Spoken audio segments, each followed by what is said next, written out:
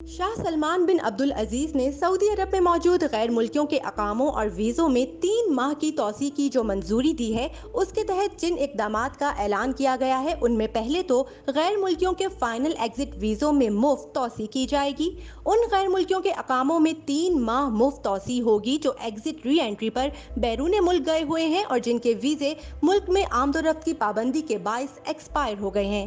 उन गैर मुल्कियों के एग्जिट री एंट्री वीज़ों में 3 माह की मुफ्त तौसी होगी जिनके वीज़े मुल्क में आमदोरफ्त की पाबंदी के बाइस इस्तेमाल नहीं हो सके। इसके अलावा उन तमाम गैर मुल्कियों के एग्जिट री एंट्री वीज़ों में 3 माह की तौसी होगी जो बैरून मुल्क मौजूद हैं और उनके वीज़े सफरी पाबंदियों के बाइस एक्सपायर हो गए हैं। मुल्क में मौजूद उन तमाम गैर मुल्कियों के अकामों और विजिट पर आने वालों के वीज़ों में भी 3 माह की तौसी होगी जिनके अकामे और वीज़े सफरी पाबंदियों के दौरान खत्म हो गए हैं। याद रहे कि इससे पहले महकमा पासपोर्ट ने मुकीम गैर मुल्कियों के अकामे यानी रिहायशी परमिट की मुद्दत में किसी फीस के बगैर खुद ब खुद 3 माह के लिए तौसी की थी। इस फैसले का इतलाक निजी शोबे के गैर मुल्की कारकुनान पर किया गया था जिनके अकामे की मयाद खत्म हो चुकी है या 18 मार्च के बाद और 30 जून तक खत्म होगी, चाहे वो मुल्क में मौजूद हैं या नहीं। सऊदी अरब और मशरिक़ वस्ता से मज़ीद खबरों के लिए विजिट करें urdunews.com।